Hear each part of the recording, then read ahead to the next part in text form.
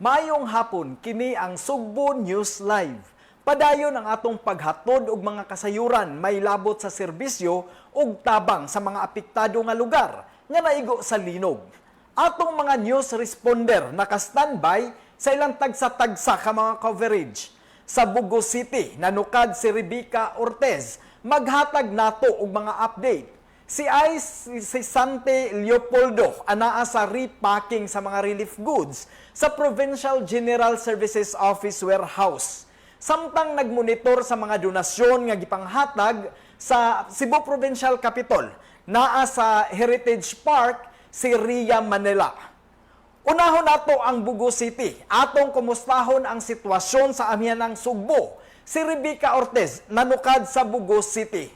Bikay, kumusta ang Bugo?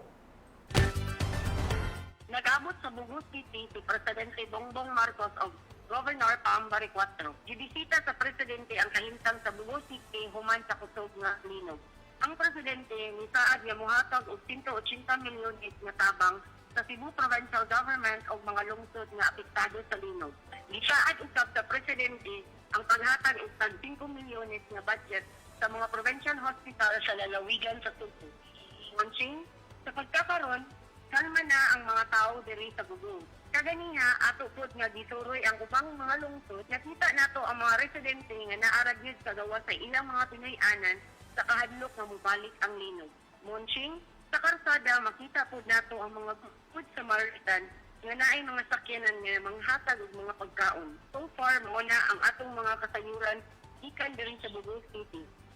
Munching, Salamat Rebecca Ortez nanukad sa Bugo City.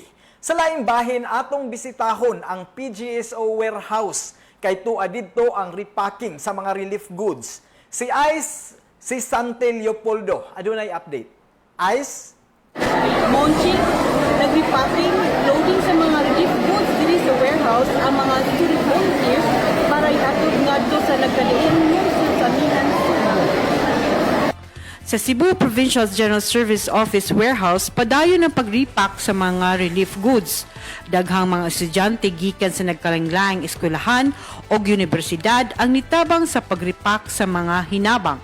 Ang mga students volunteers uban sa Cebu People's Action Center ug uban pang mga volunteers maoy nag-repack, nag-impake og nangarga sa mga relief goods nga ipanghatod sa kalungsuran sa amihang Sugbo nga apektado sa linog. Dinhi sa warehouse, nag-abot-abot na usab ang mga donasyon sama sa mga utanon gikan sa lungsod sa Dalaget. Samtang si Konsehal Carlo Fortuna sa Mandaue City nangulo usab sa pag-repack sa ilang mga hinabang para sa mga apektado sa linog. Ang mga relief goods ug hygiene kit ipanghatod sa Bugo City ug mga silingang nga lungsod nga grabihang naapektuhan. Salamat Ice si Sante Leopoldo nanukad sa PGSO warehouse. Samtang atong kumustahon ang nahimutangan ni Ria Manila nanukad sa Provincial Heritage Park. Ria, kumusta ang imong sitwasyon? Monching, atog yung nakita ang bayanihon nga buhat sa mga Subuanon nga nagpakabana sa pagtabang sa mga nabiktima sa linog sa Northern Cebu. Dinhi sa Cebu Provincial Capital Heritage Park, padayon ang pagdagsa sa mga donasyon gikan sa mga pribadong individual. Atong naabtan ang grupo sa mga estudyante nga nagdala og tubig nga maoy ilang contribution nga makatabang sa mga naapektuhan sa linog. Ay, para ko ano ya kanang ni donate remaining kami sa Mingla. So naamoy organization? Wala sa mga students ra jud. Aside from kanang vulnerable kaayo ang mga tao nga affected sa kanang calamity kanang gikan sa jud sa among heart nga motabang ni kay need sa jud nila. So nagkasabot ang grupo. Oh yeah, sabot. Then mas priorities nakakita man gud mi sa post sa threads nga ang uban pa nga laing lugar kay wala pa ma-reach out og tubig mo nang mas gi-priority na mo ang water kaysa sa food.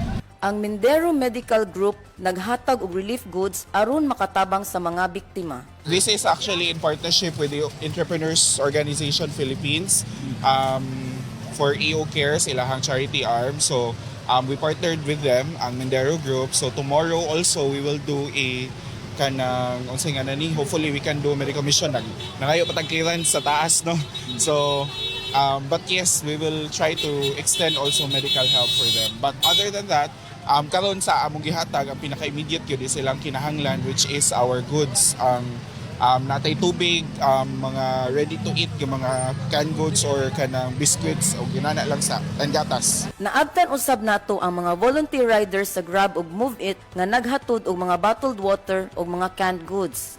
Monching, makita gyud ang pagtinabangay sa mga volunteers. Adunay grupo nga mudawat sa mga donasyon, aduna po'y grupo nga maoy muhabwa, mualsa sa mga ihatod nga hinabang. Ang uban pod nga grupo nagpaabot para sila napod ang muripak. Makalipay jud kaayo ang gipakita nga bayanihon nga buhat basta lang makatabang. Monching, Daghang salamat Ria Manila sa imuhang report. Sugbo anon manginlabot kita magpakabana tungod kay ato ang sugbo. At ang dugang pang mga kasayuran, mga balita may labot ang sugbo dinhilang sa Sugbo News. Ako si Monching Auxdero. Mayong hapon.